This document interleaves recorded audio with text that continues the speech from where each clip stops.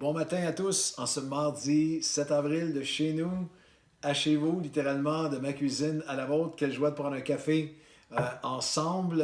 Vous êtes dans ma cuisine, c'est à cet endroit-là que mon épouse fait ses dévotions à tous les matins avec le soleil qui va entrer bientôt.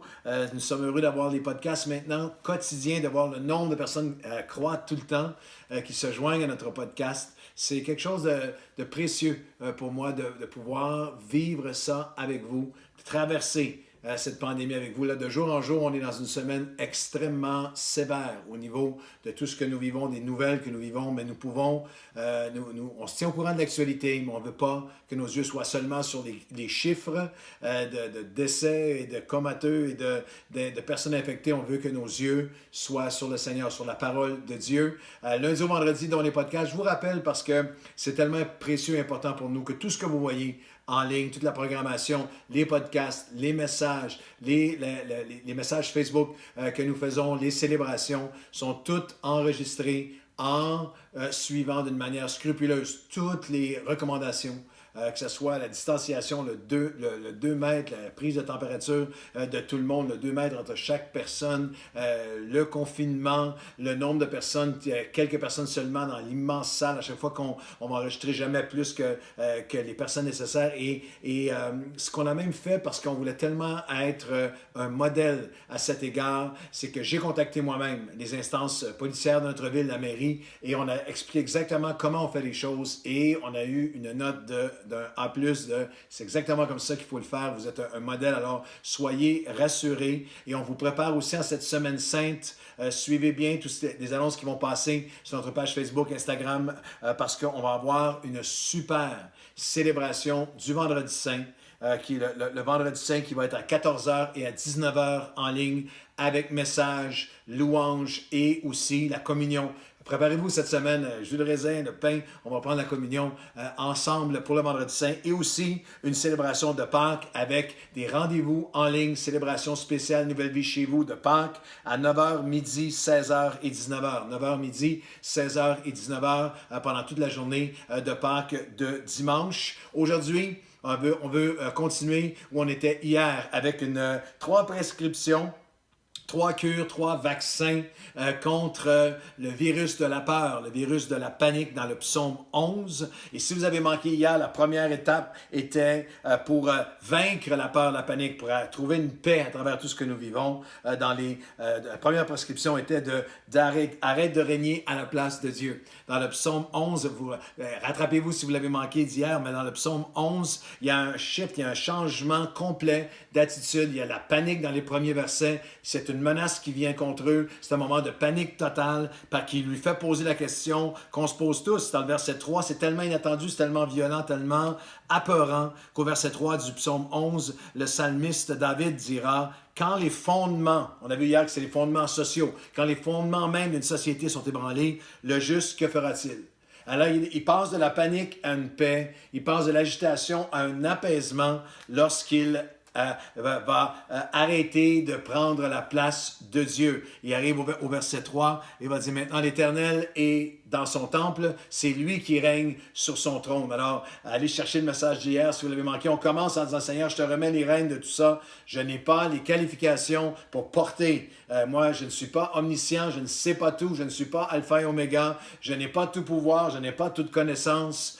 Nous regardons d'une manière tellement limitée, et lui voit toute la ligne du temps, il est en contrôle de toutes choses. Alors on commence arrête d'essayer de prendre la place de Dieu. Dites-le vous à vous-même. On a tendance à dire ça à d'autres, mais dites-le vous à vous-même. Et la deuxième étape, c'est accepte le défi et l'appel.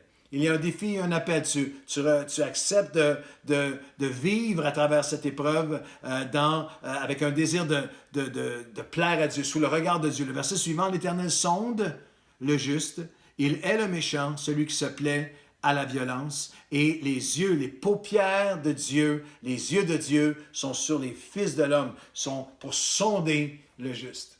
C'est littéralement la deuxième étape qui est tellement importante, c'est cette dynamique de je vais accepter le défi de vivre cette pandémie sous le regard de Dieu, de vivre pour lui plaire. Il y a un contraste que Dieu fait ici il a une colère, il a une haine de ceux qui sont méchants en toute saison, mais pendant cette pandémie. Vous et moi avons ces moments où on voit des gens se comporter avec méchanceté, avec stupidité, à travers toutes sortes de choses qui prennent place en ce moment. Les récalcitrants ou récalcitrons, les personnes qui se comportent d'une manière absurde. On a vu des choses dans les derniers jours assez saisissante. Moi, lorsque je vois quelqu'un volontairement cracher sur un téléphone, se mettre sur Facebook après l'avoir fait pour avoir des vues, lorsque je vois ici au Québec, au Canada, dans une folie meurtrière, quelqu'un qui est interdit d'entrer dans une grande surface, attendre à la fin de la journée et aller frapper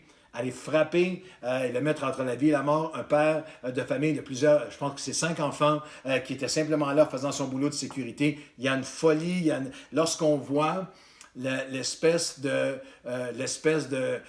dureté des nations en ce moment. Il y a un capitalisme violent, un capitalisme brutal, sanglant, où on voit des histoires en ce moment de pays qui se volent du matériel médical avec des armes sur des tarmacs. Et il y a des nations, je ne les nommerai pas, qui agissent en ce moment avec un absolu oubli et rejet et refus de regarder aux besoins autour d'eux. Il y a de la méchanceté dans notre monde actuel. Il y a toutes sortes de choses. Et Dieu voit, et Dieu juge tout ça. Et il dit, moi, je veux mettre mes yeux également sur mon peuple qui vont accepter de me représenter pendant cette saison. Accepter le défi. Le défi que nous vivons actuellement, le défi actuellement de dire, Seigneur, je veux m'offrir à toi, je veux vivre pour toi. Le défi actuellement de pouvoir littéralement dire, je suis là pour représenter Dieu. Est-ce qu'il y a des choses, Seigneur, tes paupières sont sur moi. Est-ce qu'il y a des choses, une introspection de Dieu. À travers ces crises, Dieu se révèle et Dieu nous révèle aussi. Il révèle nos cœurs à nous. Il révèle nos priorités. Est-ce qu'il y a, pendant cette crise, est-ce qu'il y a, pendant cette pandémie, une introspection que je peux faire? Sonde-moi, ô Dieu, et connais mon cœur. Tes paupières sont sur moi, tes yeux sont sur moi. Tu sondes le cœur du juste en ce moment. Nous sommes justifiés par Christ et par Christ seul. Mais en ce moment, est-ce qu'il y a des priorités dans ma vie qui doivent changer? Est-ce qu'il y a des attitudes que j'ai? Est-ce qu'il y a en ce moment des comportements? Est-ce qu'il y a des choses dont je dois me repentir? Est-ce qu'il y a des choses à changer? Est-ce qu'il y a des choses à réévaluer dans ma vie? Est-ce qu'il y a des idoles dans ma vie qui étaient ma sécurité? Je chantais, je prononçais, je déclarais, j'annonçais, je témoignais à d'autres que ma sécurité est en Dieu et en Dieu seul.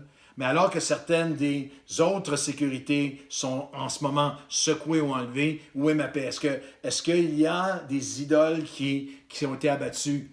J'aime cette anecdote d'un bûcheron qui vient pour abattre un arbre et il voit un oiseau qui est là. Alors, il ne veut pas, un oiseau, une mère avec son nid, ses petits, alors il bouge pour qu'elle s'en aille sur un autre arbre. Et elle va à un autre arbre. Alors, il abat l'arbre, il s'en va à l'autre et il bouge encore pour ne pas. Alors, elle s'en va à l'autre. Et finalement, c'est-à-dire, à chaque arbre que je vais abattre, elle va. Et finalement, elle voit l'oiseau partir et aller se réfugier dans le rocher, dans le creux de rocher. Et alors, il peut abattre les arbres parce qu'elle est maintenant dans le creux du rocher. J'aimerais vous dire que tous nos arbres vont être abattus. Tous les arbres de nos sécurités, tous les arbres de nos sécurités autres que Dieu vont être abattus. Notre sécurité est dans son rocher. Vivre sous son regard, c'est vivre en disant, Seigneur, tes yeux sont sur moi et je vais, à travers cette pandémie, je vais me confier en toi.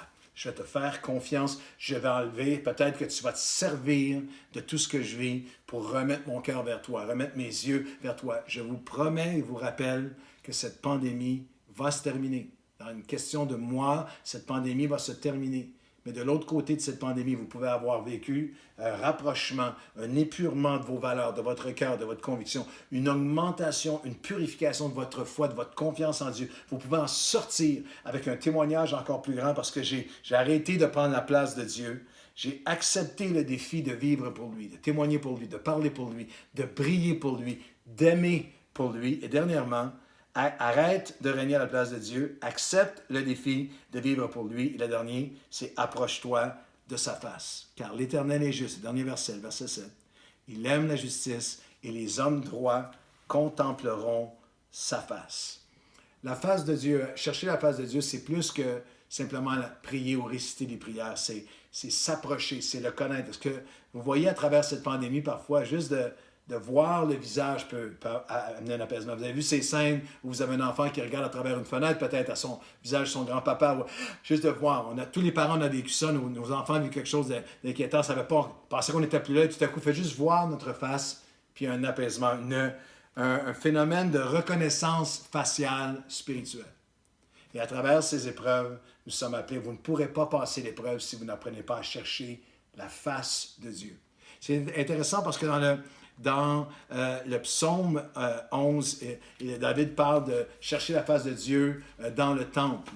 Et il reprend cette pensée au psaume 27 avec lequel je vais terminer. « L'Éternel est ma lumière, de qui aurais-je crainte? Il est le soutien de ma vie, de qui aurais-je peur?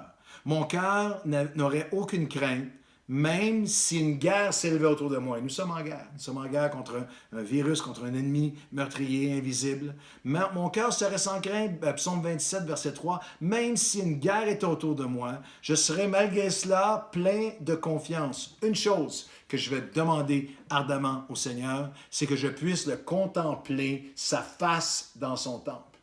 David parle d'aller dans son temple, comme nous avions le réflexe, il faut aller à l'église.